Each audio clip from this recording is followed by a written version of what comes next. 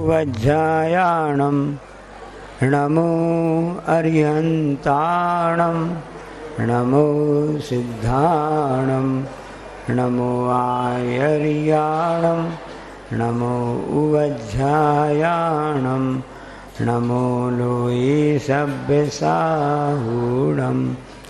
बोलो डोंगरगढ़ के चंद्र प्रभु भगवान की, गुरु नाम गुरु आचार्य ज्ञान सागर जी महाराज की, मुखमाटी रचयिता आचार्य परमेश्वरी गुरुदेव की, पूज्य निरापक मुनि श्री समय सागर जी, योग सागर जी, नियम सागर जी, सुधा सागर जी, समता सागर जी, अभय सागर जी महाराज की, मुनि श्री चंद्र प्रभु सागर जी व निरामय सागर जी महाराज की।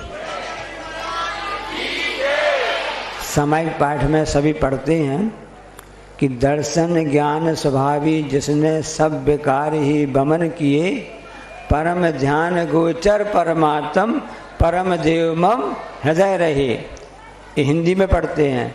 और संस्कृत में क्या लिखा अमित गति आचार्य ने कि यो दर्शन ज्ञान सुख स्वभावा समस्त संसार विकार भावा। हे भगवान, जो यह आत्म तत्व है दर्शन और ज्ञान से स्वभाव से युक्त है, ये बाहरी विकारों से रहित है, इसमें कुछ भी विकार नहीं है, क्योंकि स्वभाव से यह तो दर्शन ज्ञान स्वभावी है। इसमें बाहर से विकार किस प्रकार से आ गए? कर्मों के कारण से आ गए, राग देश मोह आदि कारण से इसमें विकार आ गए हैं। नहीं, इस अपने आप में तो यह वास्तव में तो अंदर से तो दर्शन ज्ञान स्वभावी है। ऐसा वह परम देव हृदय आत्मा हमारे शरीर में विराजमान है और आपने भगवान उस आत्म तत्व को मोक्ष तत्व के द्वारा पूर्णतः प्राप्त कर लिया है। जैसे आपने देखा सोना में पीलापन आता है, पीलापन रहता है, कि उसमें अलग से आ गया? कहीं ऐसा है कि पीलापन अलग हो सोना अलग हो, ऐसा कहीं आपको मिला क्या? जब से सोना है तब से उसमें पीलापन है। प्रत्येक सोने की वस्तु में पीलापन रहेगा, अलग से उसमें डाला नहीं गया है, स्वभाव से ही है। इसी प्रकार से इस आत्मा का स्वभाव से ही जानना देखना ज्ञानना दर्शन ज्ञानपना स्वभाव से ही है, उसमें कुछ भी नहीं है। सुख भी उसमें दर्शन ज्ञान स्वभाव भी सुख में, सुख उसमें स्वभाव से ही है। लेकिन यह मिथ्या दृष्टि जीव है, अज्ञानी जीव है, उस सुख की खोज के लिए बाहर जा रहा है, उसके कारण से उसको थकान महसूस हो रही है, वर्ष में आकुलता प्राप्त हो रही है। उस थकान आकुलता से उसको सुख नहीं होकर के उल्टा दुखी प्राप्त हो रहा है। इसलिए अपने स्वभाव है आना ही सबसे बड़ा सुख है, और सुख में आने का एक ही मात्र साधन होता है, देव शास्त्र गुरु रहते हैं। ये अपने स्वभाव में रहता है। चूंकि आज रविवार का दिन है और सभी भारतवर्ष नहीं सभी स्थान के लोग विदेश से भी यहाँ पर लोग आए हुए हैं, और आज विद्यालय की छुट्टी भी है यहाँ प्रतिपक्षली की, तो यहाँ सभी बच्चे भी यहाँ पर समर में विंटर वेकेशन जो बड़े दिन की छुट्टी के बाद में एक पहला रविवार है, सब बच्चे यहाँ पर आज आए हुए हैं प्रतिपक्षली के। तो उस संबंध में आपको बताना बात चक्रवर्ती की सबने घटना सुनी होगी। आदिनाथ भगवान के पुत्र भरत चक्रवर्ती, और उस समय आदिनाथ भगवान को केवल ज्ञान हो गया था। एक घटना घटी भरत चक्रवर्ती के यहाँ पर। उसी समय जब केवल ज्ञान प्रकट हो गया तब समाचार मिल गया कि केवल प्रकट हो गया है। उसी समय समाचार मिला है कि आयुध जो शाला होती है उसमें चक्र रत्न की उत्पत्ति हो गई है। और उसी समय जो महल से रणवास से खबर आ गई कि बधाई हो चक्रवर्ती, आपको पुत्र रत्न की प्राप्ति हुई है। अब आप सोचो, एक साथ तीन शुभ समाचार, सब समाचार ना कि पुत्र रत्न की प्राप्ति भी हो गई। अशुभ समाचार नहीं कहलाता है।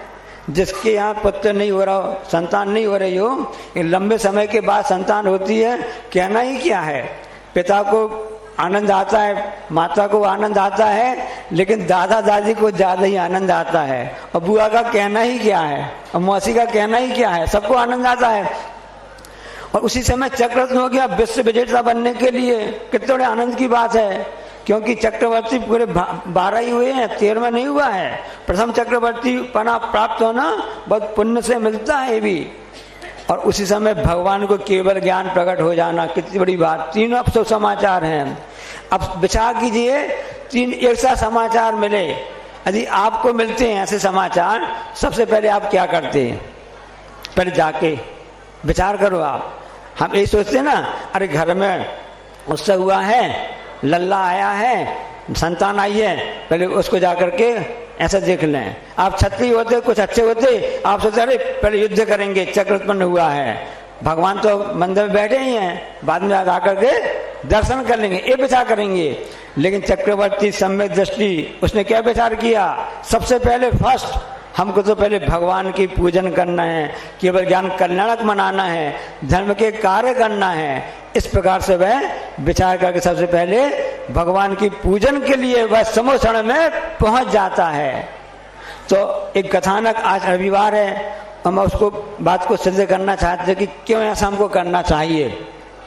एक विज्ञान जो साइंस होता है, उसके शिक्षक थे, उन्होंने देखा कि लड़के बच्चे गोल बहुत मारते हैं, बच्चे जो हैं स्टूडेंट छात्र छात्रा हैं, गोल बहुत मारते हैं, और उनको होमवर्क करने देते हैं तो होमवर्क करके लाते नहीं हैं और बहाना करते हैं कि तबीयत खराब है, कभी कुछ है, कभी पेट में दर्द है, सिर दर्द है, ऐसे बहुत से बहाना करते रहते हैं।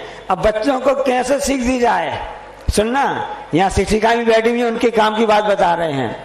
तो शिक्षिकाओं ने भी, शिक्षक ने सोचा कि इनको कैसे शिक्षा दी जावे, कैसे अपनी बात बताई जावे कि पहले आपको होमवर्क करना है, बाद में दूसरे कार्य करना है, बहानाबाजी करना है। लेकिन अब जो सामने होता वो तो माननी पड़ता है। अब आजकल तो कुछ ज़्यादा कड़क बोल भी नहीं सकते हैं, क्योंकि जो बात समझाई जाती है प्रेम से वो समझ में आ जाती है। अब आजकल समय चला गया, कल हम आपको बताया था ना कि खीर खाओगे डंडा खाओगे, तो आजकल डंडा मारना खाने की बात तो बहुत दूर की बात हो गई है। कल सुना नहीं सुना आपने? डंडा खाओगे खीर खाओगे। अब आज डंडा वाली बात नहीं बता रहे, आज सीख वाली बात बता रहे हैं, शिक्षा वाली बात बता रहे हैं आपके लिए। तो उन शिक्षक ने क्या विचार किया, उन्होंने एक प्रयोग करके बताया। उन्होंने एक बहुत बड़ा एक बर्तन लिया, पात्र लिया, बहुत लंबा चौड़ा जिसका साइज था, और उसमें बड़े बड़े पत्थर, जैसे आपके यहाँ पर मंदिर बन रहा है ना, जिनालय, काय का मंदिर बन रहा है, पत्थर का बन रहा है ना, बड़े पत्थर आए हुए हैं, सीढ़ियाँ बन रही है, बड़े बड़े पत्थर उसमें लगाए जा रहे हैं। और आपके यहाँ पर सहसगुड़ जिनालय बन रहा है, पत्थर का बन रहा है। तो ऐसा उन्होंने विचार किया कि इसको पहले बड़े पत्थर से भर दिया जावे। बच्चों से कहा इस बड़े पत्थर को भर दो, बच्चों ने बड़े पत्थरों से उसको भर दिया। बच्चों से पूछा क्यों बच्चों बताओ, इसमें स्थान खाली है क्या? बच्चों ने कहा स्थान में कुछ भी इसमें खाली नहीं है, क्योंकि पूरा जो बड़ा बर्तन था वो बड़े पत्थरों से भर दिया गया। फिर बच्चों ने कहा इसमें कोई स्थान नहीं है, अब कैसे भरा जाएगा? तो शिक्षक ने क्या विचार किया, एक काम करो, छोटे छोटे पत्थर लेकर के आओ और छोटे पत्थर से भी उसको भरने का प्रयास करो। तो बच्चों ने छोटे पत्थर ला करके उस पात्र को भी भर दिया। अब बच्चों से पूछा क्यों बच्चों बताओ इसमें कोई स्थान है क्या? बच्चों ने कहा शिक्षक जी पूछ रहे हैं, उससे हमारी परीक्षा ले रहे हैं। उन्होंने कहा हाँ इसमें स्थान है, इसको भी हम भर सकते हैं। किससे भर सकते हो? बच्चों ने जवाब दिया। प्रतिपक्षी के बच्चे हो सकते, यहाँ के बच्चे हों, छत्तीसगढ़ के बच्चे हों। उन्होंने कहा हाँ इसको भर सकते हैं, स्थान खाली दिख रहा ना? हाँ दिख रहा है। अभी रेत लाओ और रेत से भी उस पत्थर को, उस पात्र को भर दिया। बड़े पत्थर भर दिए, छोटे पत्थर भर दिए, उसके बाद उसमें क्या डाल दिया? रेत डाल दी, उससे पूरा भर गया। अब शिक्षक ने फिर पूछा बताओ बच्चों इस स्थान को भी और भरा जा सकता है क्या? हाँ भरा जा सकता है। किससे भरा जा सकता है? पानी लेकर के आ जाओ। अब उस पात्र में बड़े पत्थर भी आ गए, छोटे पत्थर आ गए, रेत भी आ गए, और उसके ऊपर पानी डाला तो उसके अंदर पानी भी समा गया। अब बच्चों से पूछा कि अब आप बताओ कि इससे क्या शिक्षा मिलती है? बच्चों ने क्या जवाब दिया?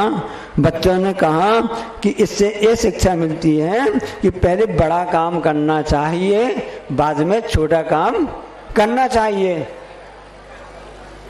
बहुत अच्छी बात है। बच्चों ने कहा आप लोग सहमत इस उत्तर से? पहले बड़े काम करना चाहिए, फिर छोटे काम करना चाहिए, ऐसा बच्चों ने उत्तर दिया। शिक्षक ने फिर कहा, अच्छा बच्चों ये बताओ, यदि हम इस पात्र में पहले पानी भर देते, सब सामान आ रहा है इसमें ना, पहले पानी भर देते, फिर उसके बाद उसमें रेत भर देते, फिर छोटे पत्थर भर देते, तो क्या बड़े पत्थर इसमें रख सकते थे क्या? विचार करना, बड़े पत्थर इसमें रख नहीं सकते थे, क्योंकि बस पहले छोटे उसमें से पूरा भर गया, बड़े पत्थर कैसे उसमें आएंगे? बात समझ में आ गई? रहस्य की बात समझ में आ गई आपको? अभी समझ में नहीं आई, अभी आपको रहस्य खोदते हैं, क्योंकि अंदर की बात है। शिक्षक ने जब कहा कि देखो बच्चों, समय कितना कीमती है, हम समय में वृद्धि कर सकते क्या? नहीं कर सकते हैं, समय की वृद्धि हम नहीं कर सकते हैं, और जाते हुए समय को अपनी मुट्ठी में भी बंद नहीं कर सकते हैं। तो क्या कर सकते हैं? हम समय के अनुसार कार्य कर सकते हैं। क्योंकि उस पात्र में बड़े पत्थर यदि हम बाद में डालेंगे उसमें नहीं आएंगे, क्योंकि समय सीमित है और समय को मुट्ठी में बंद नहीं कर सकते हैं। अब करना क्या है, ये विचार कीजिए। तब उन्हें शिक्षक ने आगे उत्तर दिया कि पहले वो कार्य करना है हम हमारे लिए जिसके द्वारा हमारा ये जन्म सफल हो जावे। सबसे बड़े पत्थर पहले डालना आपको ना, तो सबसे बड़ा कार्य कौन सा है? पहले हमारे जन्म सफल हो जाए, हमारा यह भाव सफल हो जाए, परभव भी सफल हो जाए। इसलिए पहले इस कार्य को करो, उसके बाद में नंबर आएगा कि आप अपना अच्छा स्वास्थ्य रखो, स्वास्थ्य अच्छा रखो, उसके बाद में आपका नंबर आएगा कौन सा काम कर सकते हो आप, कि उसमें आप शिक्षा को प्राप्त करो, अपने सीमित जीवन को व्यतीत करो, उसके बाद में परिवार का काम करो, मित्रों का काम करो, सगे संबंधी वाले काम करो। संसार में समय से निश्चित है प्रत्येक जीव के लिए। अब सबसे बड़े पत्थर जैसा कार्य कौन सा है? सबसे बड़ा पत्थर कार्य तो धर्म का कार्य है, भगवान की पूजन का, भक्ति का, इसलिए करने, गुरु उपासना, निर्वाणी समय स्वाध्याय करने का पहला मुख्य कार्य है। इस मुख्य कार्य को आप करोगे, बड़ा पत्थर आप पहले रख जाओगे, बाद में छोटे पत्थर की भी जगह बन जाएगी, रेत की जगह बन जाएगी और पानी की जगह बन जाएगी। इसलिए सबसे पहले चाहे आपके दैनिक जीवन का कार्यक्रम हो, चाहे आपकी दैनिक योजना का आप बना रहे हो, वार्षिक योजना बना रहे हो, या संपूर्ण जीवन की योजना आप बना रहे हो, तो आपको सबसे पहले यही कार्य करना पड़ेगा कि मुख्य कार्य कौन सा है, प्रथम कार्य कौन सा है। आप बच्चों पढ़ाई करना जानते हो ना, तो आप प्रयास करते हो कि इंपॉर्टेंट क्वेश्चन कौन सा है, मुख्य प्रश्न कौन सा है, पहले उसको हम कौन सा पहले उसको तैयार कर रहे हैं, बाद के क्वेश्चन बाद के पेपर बाद में तैयार करेंगे। जब जो बुद्धि हम लगाते हैं, इसी प्रकार से संसार रूपी जीवन में जो हमारा इस भाव परलोक में कार्य हो सकता है, धर्म का वो मुख्य कार्य कहलाता है। इसलिए उसको पहन करके उसको आप करो। महंगी से महंगी घड़ी आप खरीद कर पहन भी लो। कितनी महंगी घड़ी आती है आपने सुना? हमने पढ़ा था आर्टिकल में, एक आज से 10 साल पहले एक घड़ी लगभग 80 या 90 करोड़ की थी। कितने करोड़ की? 90 करोड़ की थी। क्या विशेषता थी? उस पूरे में डायमंड वगैरह लगे हुए थे। बड़ी महंगी से महंगी घड़ी पहन कर देख ली, कभी भी समय हमारे अनुसार नहीं चला। हमको समय के अनुसार चलना है। पहले बड़े पत्थर को भरोगे, बाद में अपना सब काम होता जाएगा। पहला कार्य तो कौन सा कार्य है? भगवान धर्म का कार्य है। बच्चे से पूछा, बच्चा बताओ घड़ी तुमने देखी है? हाँ घड़ी देखी है। अच्छा बताओ घड़ी में कितना बजा है? हमको मालूम नहीं है। अरे नहीं मालूम? देख क्या? अच्छा घड़ी में बड़ा कांटा कहाँ पर है और छोटा कांटा कहाँ पर है? मतलब जो पूछने का था कि कौन से अंक में बड़ा कांटा है, कौन से अंक में छोटा कांटा है। बड़ा कांटा 9-10 के, छोटा कांटा 9-10 के बीच में है और छोटा कांटा 6 पर है, तो 9:30 बज जाएंगे, है ना। अब बच्चे से छोटे बच्चे पूछेगा कि देख के आओ कि घड़ी में कांटा जो है कहाँ कहाँ पर है। बच्चा वापस आया, बड़े भाई को जवाब देता है, भैया भैया, दीदी दीदी, दोनों कांटा घड़ी के अंदर हैं। हमारा आत्मा सुख जो ज्ञान दर्शन है वो हमारे अंदर है। बच्चे ने कितनी अच्छी बात कही, छोटे बच्चे ने, उसकी बात को सुनकर हम हंस रहे हैं। उसने सही बात कही, दोनों कांटे चाहे बड़ा हो चाहे छोटा कांटा हो कहां पर है? घड़ी के अंदर हैं। उसी से समय का पता चलता है। अंदर कांटे नहीं होने समय का पता कैसे चलेगा? ये आत्मा के अंदर ही, इस शरीर के अंदर जो आत्मा है उसी के अंदर यह दर्शन ज्ञान और सुख अंदर है। बाहर सुख दर्शन नहीं है, बाहर तो उसका वास है। इसलिए देव शास्त्र गुरु के माध्यम से समय की कीमत को पहचान करके हम अपने अंदर उस आत्म तत्व को प्राप्त करें, अपने सुख स्वभाव को प्राप्त करें। यही हमारे लिए संदेश है, यही उपदेश जनवाणी का है। समझ बात आ गई ना? आज रविवार आपके लिए सही ढंग समझ में आ गई कि अंदर सुख है, बाहर सुख नहीं है। बाहर आप प्रयास करो, इसलिए उसमें कहा गया है कला 72 पुरुष की जामे 2 सरदार। कला 72 पुरुष की जामे 2 सरदार। एक जीव की जीविका, एक जीव उद्धार। इसलिए आत्म तत्व को प्राप्त करके अपने आत्मा के उद्धार की बात करो। यह लोक परलोक में हमारा कल्याण हो, इसी कल्याण की भावना के साथ में आपका समय हो गया है। क्योंकि महत्वपूर्ण कार्यों को सबसे पहले समय देना आवश्यक है। जा वाणी के ज्ञानते सूझे लोकालोक, सो वाणी मस्तक धरो सदा जित। हे जिन वाणी भारती तो जपो दिन रैन, जो तेरो शरणा गए सो पावे कायो सर। हेलो हेलो, बोली द्वादशांग जनवाणी माता की जय। बोलिए संत शिरोमणि आचार्य गुरु विद्यासागर जी महामुनि राज की, समस्त आचार्य संघ की